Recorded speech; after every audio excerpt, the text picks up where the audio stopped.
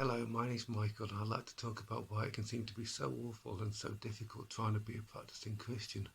It can just seem like it's rules, rules, rules, and more rules. Rules and restrictions about everything, like, speech, not swearing, not gossiping, not thinking hurtful things even inside your own mind.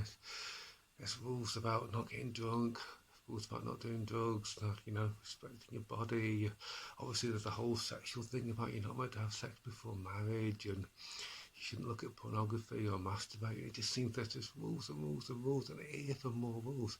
It seems that being a Christian should be such an awful, joyless, miserable existence. So why would anyone willingly want to do this? Why would you do this to yourself? Why would you want to follow Christ?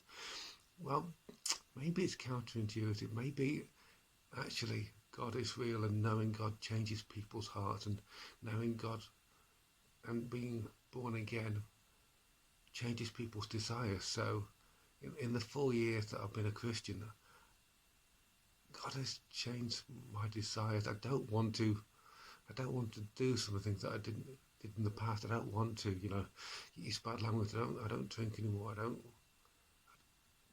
I actually have a desire for righteousness, a desire to actually obey God and please God, which is entirely due to the Holy Spirit, and humbling myself to God and receiving the Holy Spirit and receiving a new desire for godliness. Because when someone becomes born again, they don't immediately totally change. You still have your intrinsic desire to sin, but when you become born again, you also have a desire for righteousness, and over time they should grow and change and strengthen. And obviously loads of other things change as well, like immediately my fear of, well, quite a lot of my fears reduced, like my fear of dogs, my fear of insects, all that sort of stuff.